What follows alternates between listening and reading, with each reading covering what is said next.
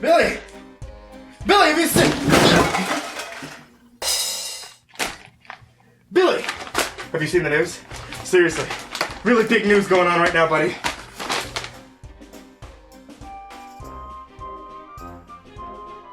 I know. Can you believe it? Oh my god, we have to do something big for this one. We gotta celebrate for kids. Oh, boys and girls, you're here already. I bet you've probably seen too, right? We've got something really big planned, okay? And I know I've seen everything that you guys have mentioned already and everything that you wanted to see. So I think we've got a wonderful...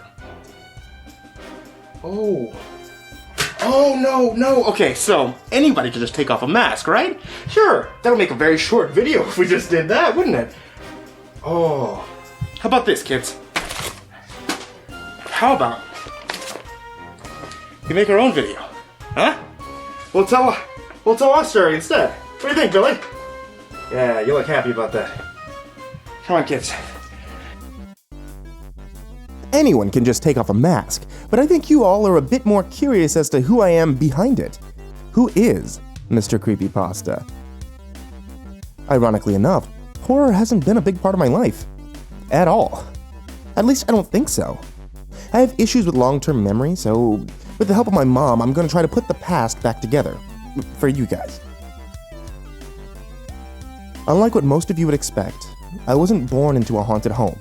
There was no demon summonings, and I wasn't an insane killer. No, I was a simple kid, born to some pretty legit folks. Only child at that. And look at that little adorable jerkbag. Billy wasn't my buddy yet. We hadn't met, and I was in the wonderful Midwestern state of Illinois. Best part of Little MCP is that I hated horror films. One of the first films I was exposed to, now I say exposed and not watched because I actually didn't see the movie, just parts of it being hidden under the covers. Well, the film was Child's Play. Everyone's favorite talking doll, Chucky, scared me so badly as a kid, and my mom wanted to keep me away from all horror films completely.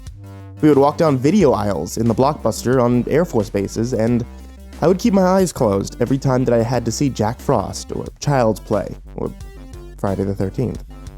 Oh, this could only last so long, though. No, let's fast forward a bit. You guys don't need to know about my dad in the Air Force, my brief life in Japan, or the jump to Texas. Let's just look at high school.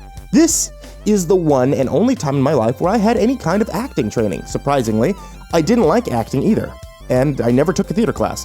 What I did take was oral interpretation. Oh, whoa, no. That's an acting course. It's an acting course. It's the speech team. Stop. Okay. The event that I was most skilled in and led the team in was surprisingly prose. Now, this is where we all go to tournaments and we wear nice suits and we tell stories using emotion and the motion of one hand to set a scene. Give life to a character. Act. And it's directly from the text that's in front of you. You actually hold the book and the story in your hand. And it's beautiful how things can kind of come full circle, isn't it? But it was also where I took my one and only film class. Now in it, this is where we made our very first horror film. Generic horror movie was actually the title. Don't bother looking it up, it's absolutely terrible.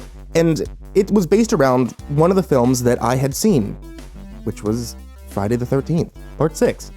Now, I watched AMC in October that exposed me to my very first slasher horror. And as bad as these kinds of slasher horrors are from the classic 80s, I loved it. Friday the 13th has remained my favorite horror series for all these years, because it was the first one I actually sat down and watched. And plus, Jason's pretty freaking cool. I dropped out of all of my events and oral interpretation so that I could instead focus on computer coding and game design. See, one of my big goals when I was a kid had nothing to do with specifically horror or acting, or actually coding at all. It actually stemmed from a love of comic books. Well, I haven't touched on that, but when I was younger, I loved comic books and manga because of their ability to bring characters to life, make a scene or a person real even if it was just a short story. When I was a kid, I wanted to grow up to be a cartoonist. As it became apparent to me then, and, well, to me now, as you can see, I'm no cartoonist. But I did know math, and if that's the case, maybe I could go into game design. And through games, I could bring characters to life. After high school, I got into my dream school of game design, DigiPen. I moved to Redmond, Washington, and began my education there, and guess what? Oh, I'm terrible at it! I couldn't grasp the concepts, I couldn't follow the math. It was a really, really dark time. Since I thought all that I was learning and all that I had aspired to be was impossible. It was unattainable. And for me, knowing that everything I worked for up to that point in my life was all useless. Everything that I was over.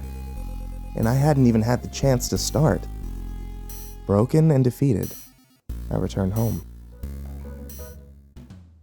But here's what I can take away from this year in Redmond. A good friend of mine used to say that no time in life is ever truly wasted. You always take experiences away from them to grow yourself as a person. Well, with my freedom from my loving but protective folks who hated horror, I watched my very first horror films. Now, I know I don't really mean very first horror films because obviously I watched Friday the 13th before, but the point is that Friday the 13th was shown on AMC. A lot of it was blocked out, a lot of it I couldn't see, but down the street from my apartment in Redmond was a small secondhand movie store, and every 2 weeks I bought a new classic horror film. Freddy, Jason, The Ring, The Grudge, Michael Myers, Xenomorphs, Jigsaw, The Thing, Pennywise, Jeepers Creepers, and I even faced my old friend Chucky again. And I have to say that I loved every bit of it. I was officially a fan of horror. My parents, still being as supportive as they could, accepted me back home and did their best to help me back into a mindset and find a new track in life. So I head to college at the University of Texas. I studied business because my dad had a degree in the same thing, and as far as I can remember, he's done great supporting me and my mother, so I want the same thing for my family someday. So this is as good a path as any. And I'm sorry to say, but college was rather unspectacular. If you've seen the descriptions in my earlier videos, you'll notice that I didn't always talk about just MCP stuff. I used to talk about personal stuff.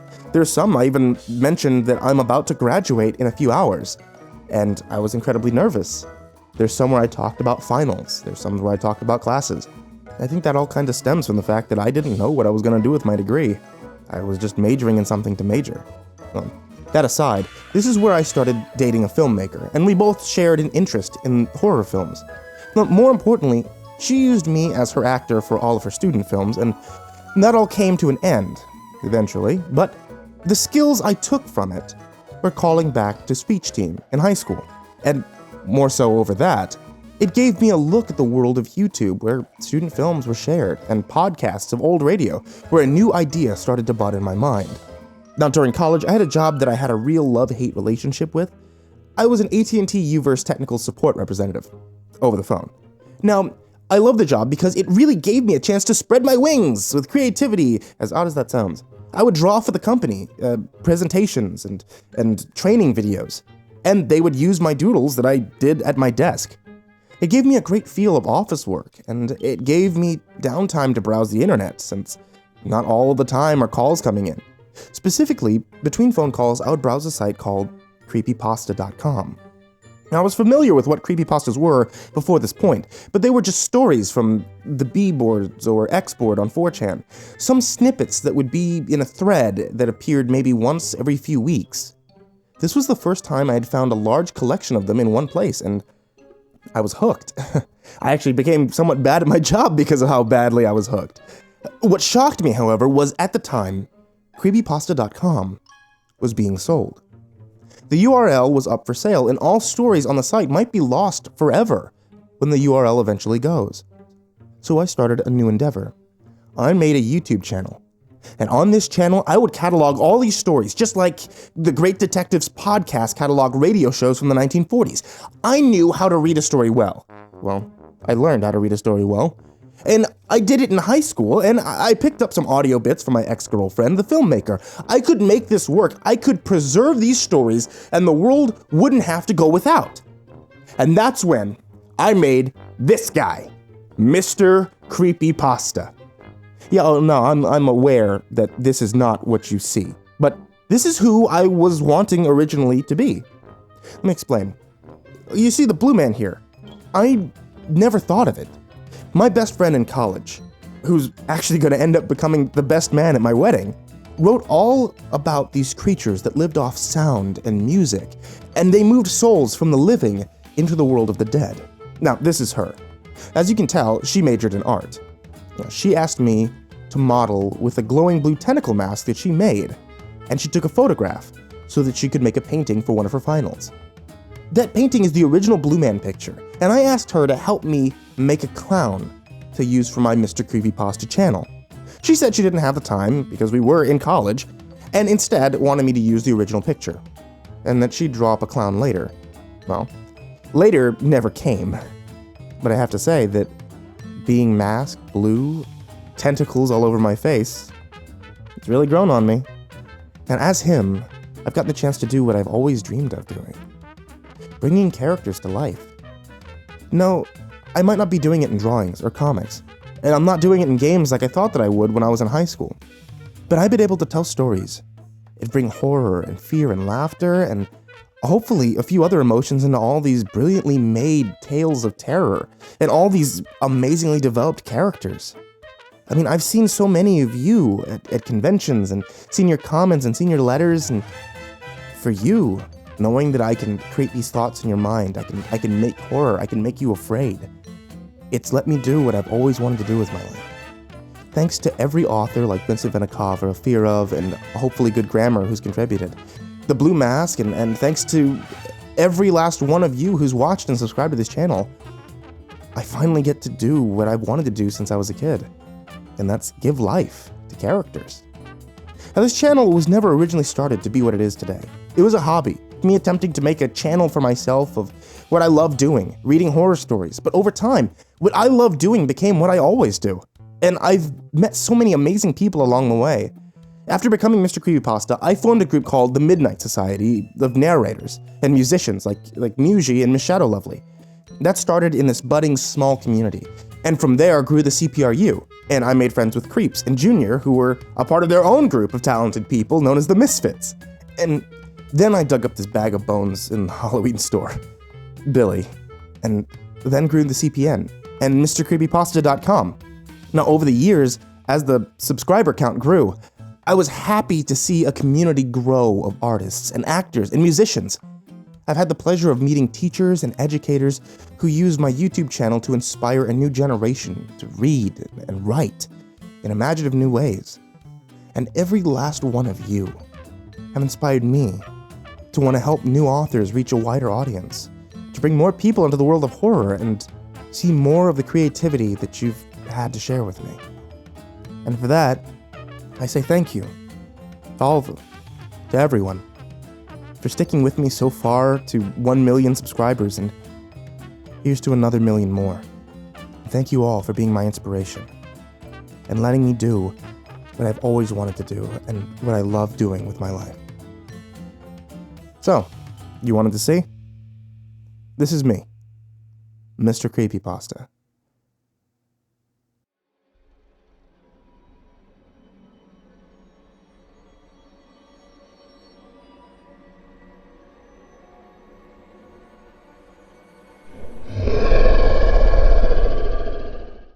Oh, come on, you didn't think I was going to let you get off that easy, did you?